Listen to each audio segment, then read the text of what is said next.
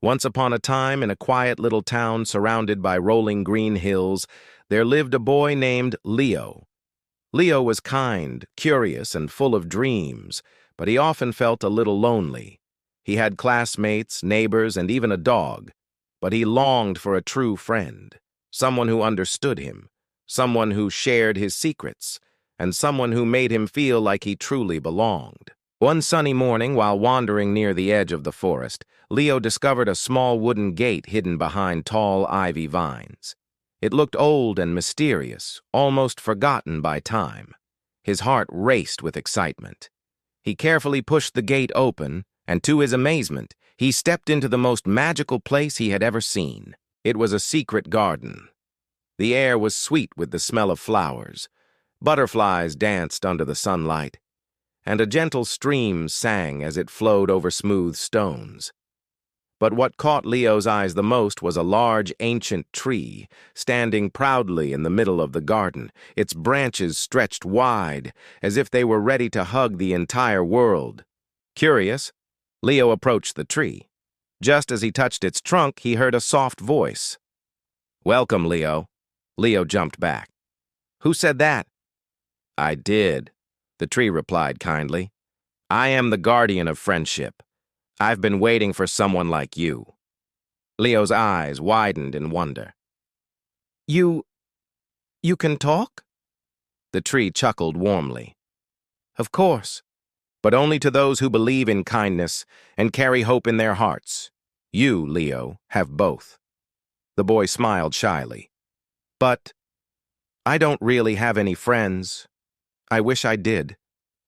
The tree's leaves shimmered like gold in the sunlight. "Friendship is not about how many people surround you, Leo. It's about the bond you build, the trust you share, and the love you give. Would you like to learn the true meaning of friendship?" Leo nodded eagerly, and so the tree shared a secret.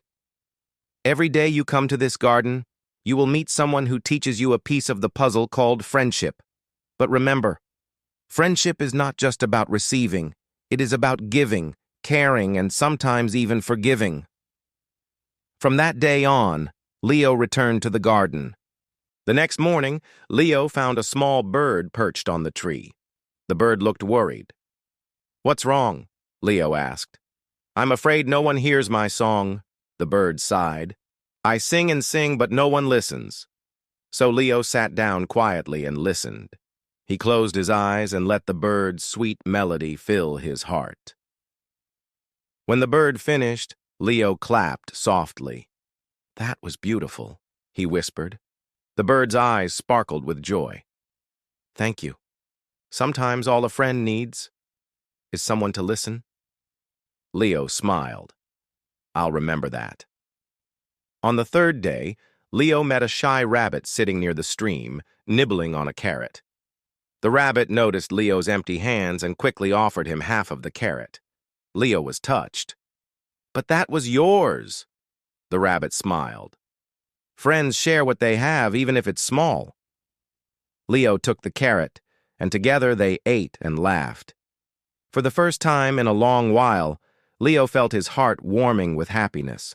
One afternoon, Leo stumbled upon a playful fox who accidentally splashed muddy water on his clothes. Leo frowned, upset. "I didn't mean to," the fox cried. "I was just playing." Leo thought for a moment. He wanted to stay angry, but then he remembered the tree's words. Sometimes friendship means forgiving. So he smiled and said, "It's okay.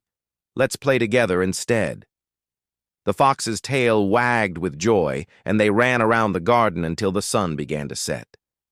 Weeks passed, and Leo grew to love the garden.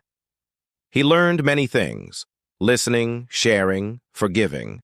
But the greatest lesson came on his last visit. The tree spoke again. "Leo, you have learned much.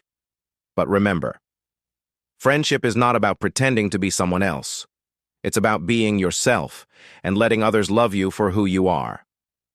At that moment, Leo finally understood.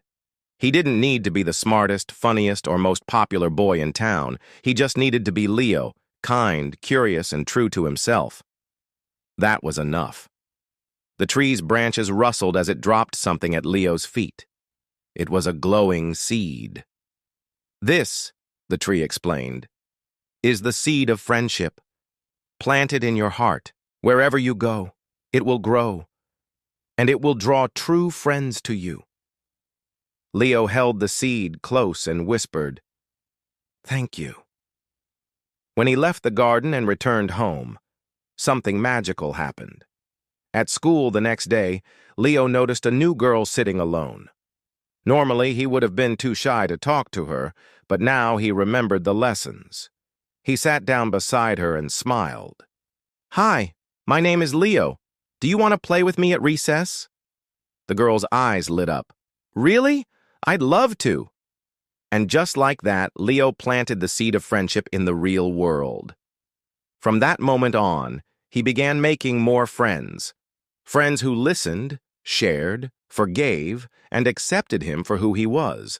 And so, dear children, remember this.